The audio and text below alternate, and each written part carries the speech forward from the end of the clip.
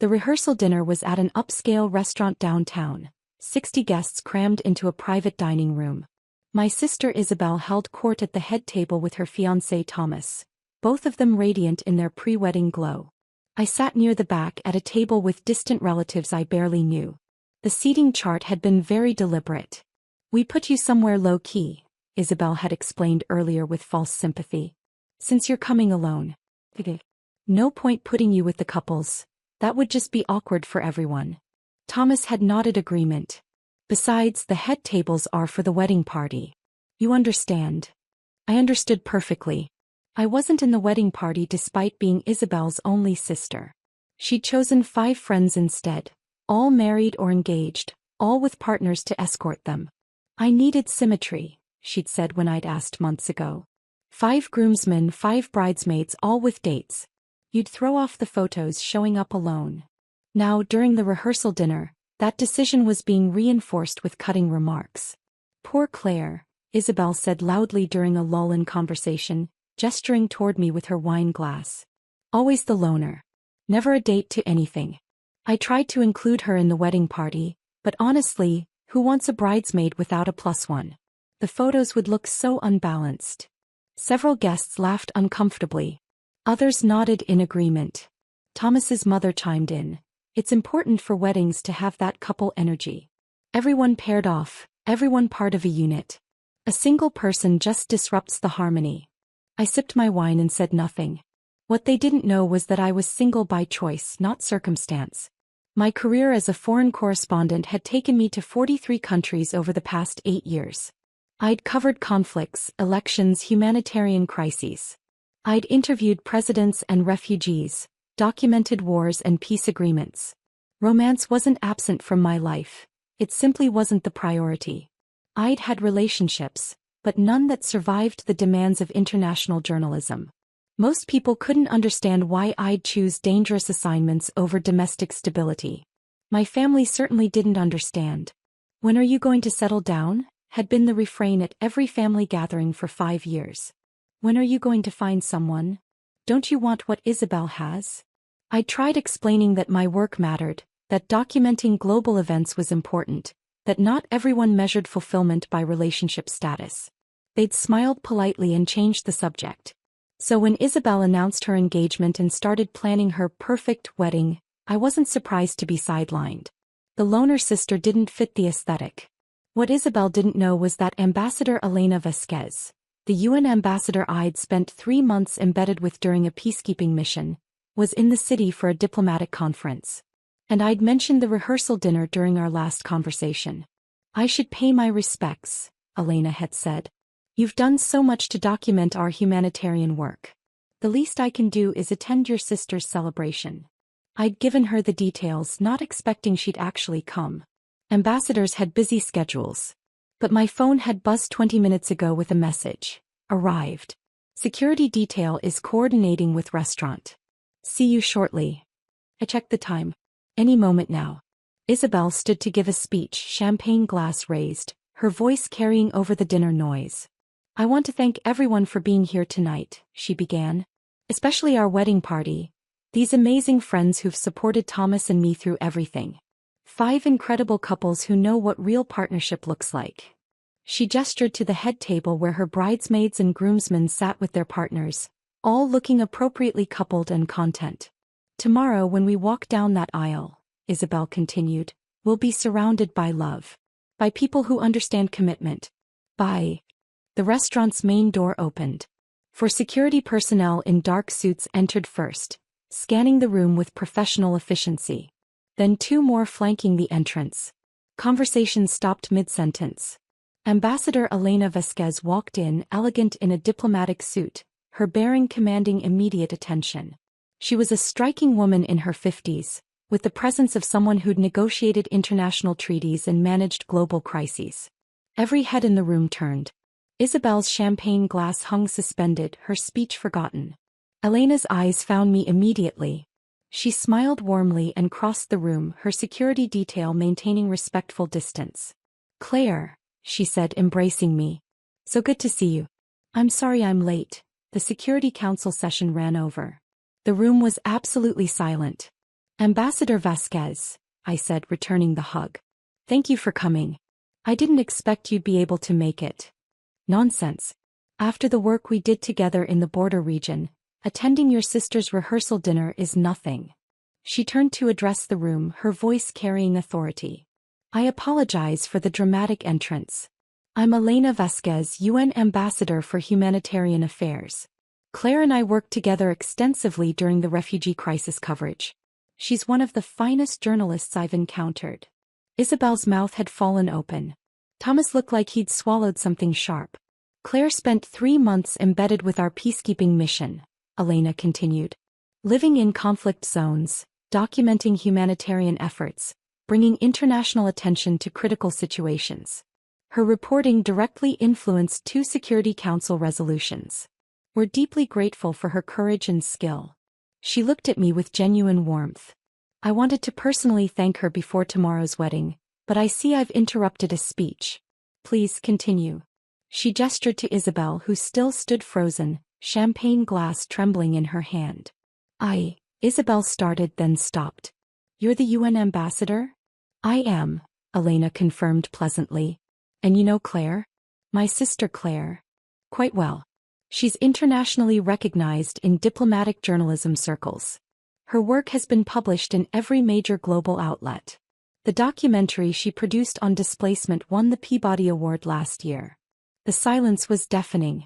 Thomas's mother, who'd commented about couple energy earlier, looked like she might faint.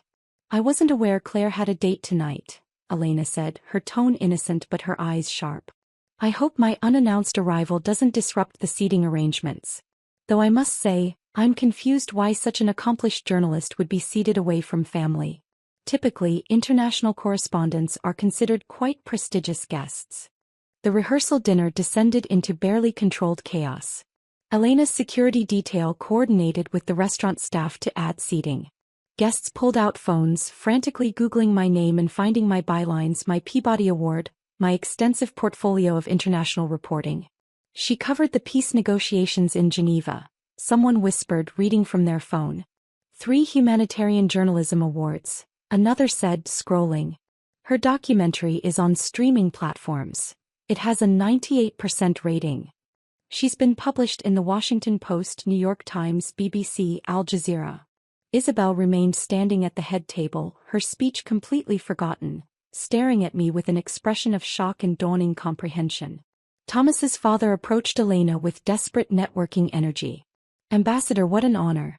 We had no idea Claire was so well connected. Perhaps we could discuss.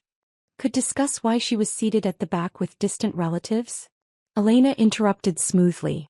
Or why she wasn't included in the wedding party despite being the bride's only sister. Or why multiple comments have been made tonight about her attending alone, as if relationship status determines professional worth. He retreated quickly. Elena settled into the seat that had been added beside mine, accepting wine from a flustered server. I hope I haven't caused too much disruption. You've caused exactly the right amount, I said quietly. Good. Because the things I overheard when I walked in were appalling. Your sister mocking you for being single? That woman commenting about couple energy? Unacceptable. She sipped her wine. You've covered war zones. You've documented human rights crises. You've brought international attention to suffering that would otherwise be ignored.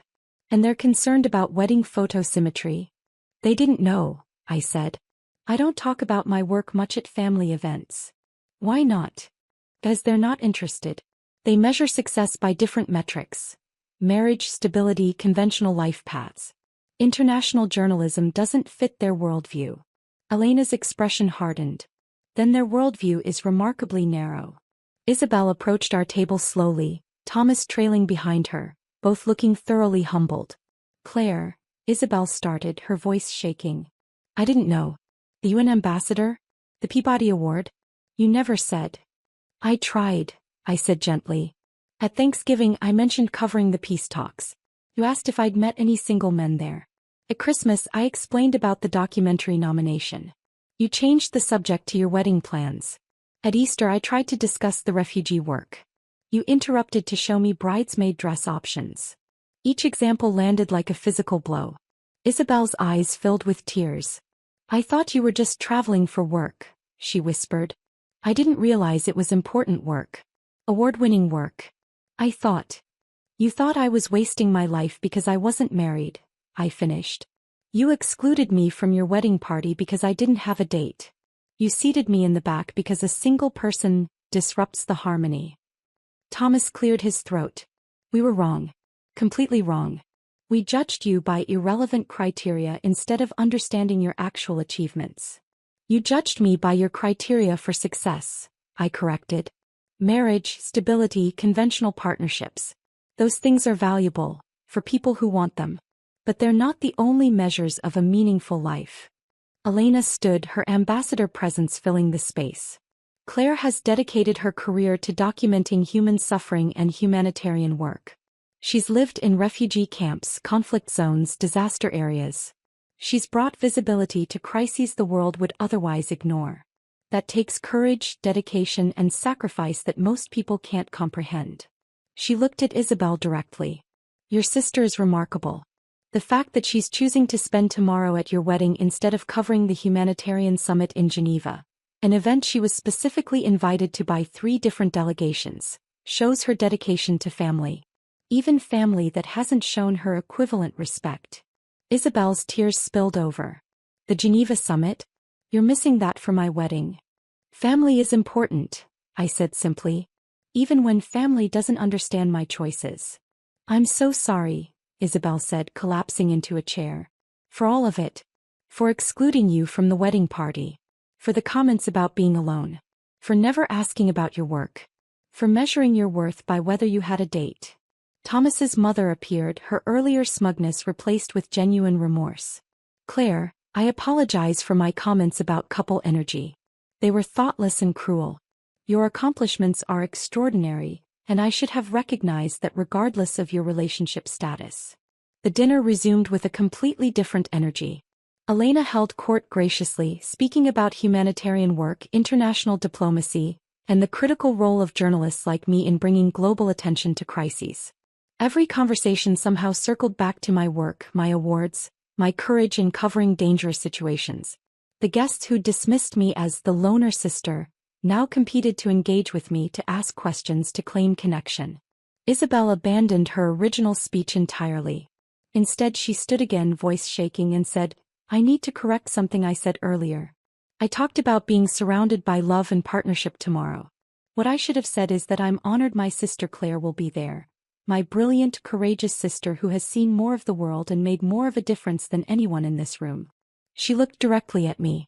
Claire, I'm sorry I didn't include you in the wedding party. I was focused on stupid things like symmetry and dates instead of recognizing that having my only sister beside me is what actually matters. If you'd still be willing, I'd be honored if you'd stand with me tomorrow. No date required. No symmetry needed. Just you. The room was silent, waiting. I'd like that, I said quietly. The applause was genuine this time, not performative. Elena squeezed my hand under the table. After dinner, as guests filtered out, Elena and I stood outside while her security detail prepared her car. Thank you, I said. For coming. For saying what needed to be said. Thank you for documenting the work we do, she replied. Your reporting saves lives, Claire. It brings attention and resources to places the world wants to forget. Never let anyone make you feel less valuable because you've chosen meaningful work over conventional expectations. My family is learning that lesson tonight. Good. They should learn it. She smiled. And for what it's worth, being single isn't a character flaw. It's a choice that allows you to do work others can't. Some of the most impactful people I know are happily unpartnered. Her car arrived. He hugged me once more. Enjoy the wedding tomorrow. And then get back to Geneva if you can. There are stories there that need your voice. The wedding the next day was beautiful. I stood beside Isabel as a bridesmaid, added at the last minute, wearing a dress that didn't quite match the others. The symmetry was broken, the photos would be unbalanced, and nobody cared. During her vows, Isabel added an unscripted line. I'm grateful for everyone here, especially my sister Claire, who reminds me that there are many ways to live a meaningful life. The reception was warm, genuine. Family members asked real questions about my work, listened to my answers, showed authentic interest instead of polite dismissal. Thomas's mother approached during dinner. Claire, I've been thinking about what Ambassador Vasquez said. About courage and sacrifice. I'd like to understand better what you do if you're willing to share. We talked for an hour. About refugee camps and peacekeeping missions, about the ethical complexities of journalism in conflict zones, about the stories that kept me awake at night and the ones that gave me hope. You've built a life of purpose, she said finally. That's rare. I'm sorry we couldn't see it because we were looking for the wrong things. 3 days after the wedding, I was on a plane to Geneva. The humanitarian summit needed coverage. There were stories to tell, crises to document, voices to amplify. Isabel texted as I boarded, "Thank you for being there. And thank you for teaching me that success comes in many forms. I'm proud of you. Really proud." I smiled and put my phone on airplane mode. The rehearsal dinner had become family legend. The night the UN ambassador showed up. The story would be retold at gatherings for years, each version emphasizing different details but all arriving at the same conclusion. They'd underestimated the loner sister. But the real lesson wasn't about my specific achievements. It was about recognizing that meaningful lives come in infinite varieties. That courage appears in many forms. That worth isn't determined by relationship status or conventional milestones. Some people measure success by wedding photos and couple symmetry. I measured it by stories told, crises documented, and voices amplified that would otherwise go unheard. The loner sister wasn't lonely at all. I was exactly where I needed to be, doing exactly what mattered. And finally, my family understood that too.